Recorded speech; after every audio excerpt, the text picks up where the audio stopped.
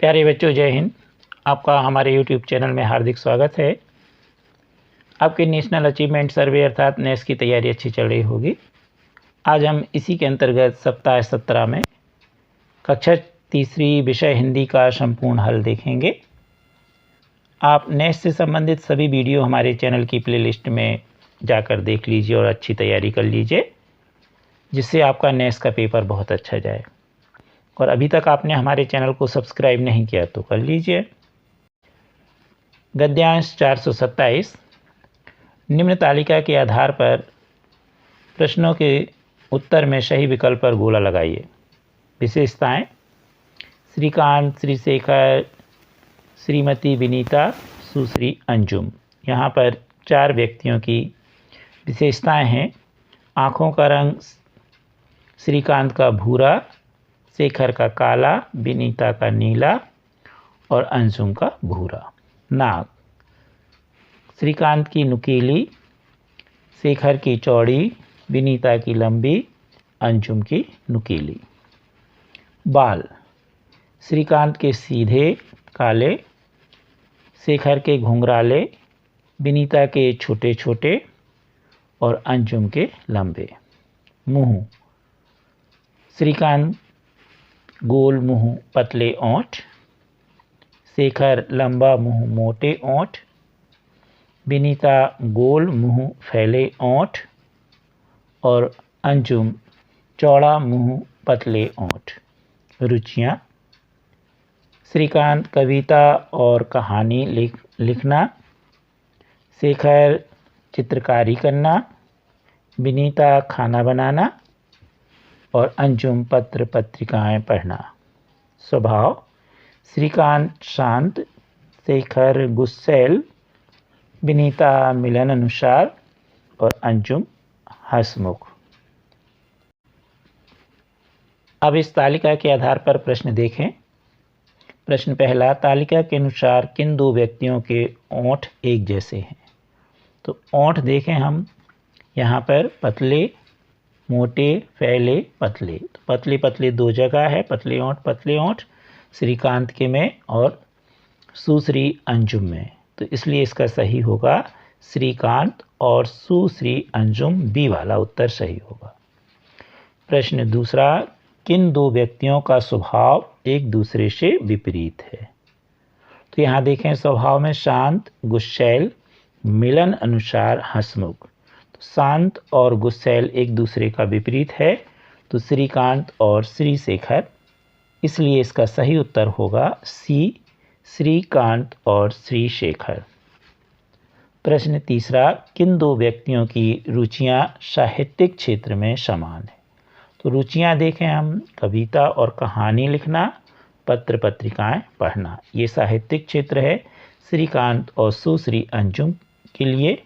तो इसलिए यहाँ पर इसका सही उत्तर होगा श्रीकांत और सुश्री अंजुम। ये दोनों साहित्यिक क्षेत्र में रुचियां रखते हैं। बी उत्तर सही।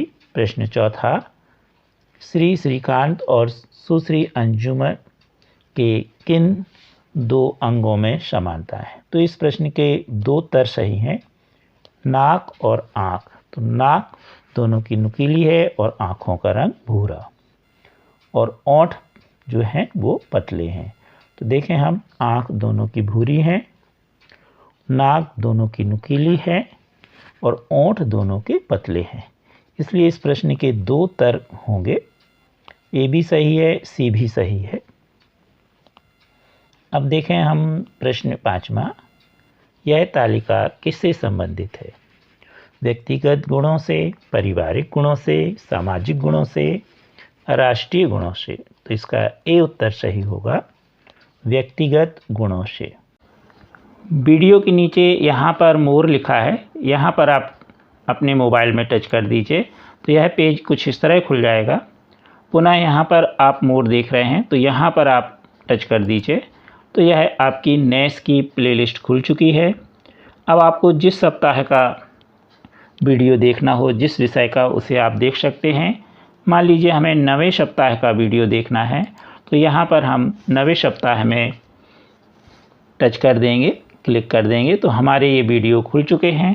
अब नवे सप्ताह में जो भी हमें वीडियो देखना है, हम बड़े आसानी से उस विषय का वीडियो देख सकते हैं। अनुच्छेद 346 पिंकी। कक्षा तीसरी में पढ़ने वाली पिंकी बहुत प्यारी लड़की है। एक दिन उसने अपनी किताब में रेलगाड़ी देखी। उसे अपनी रेल यात्रा याद आ गई जो कुछ दिन पहले पापा मम्मी के साथ की।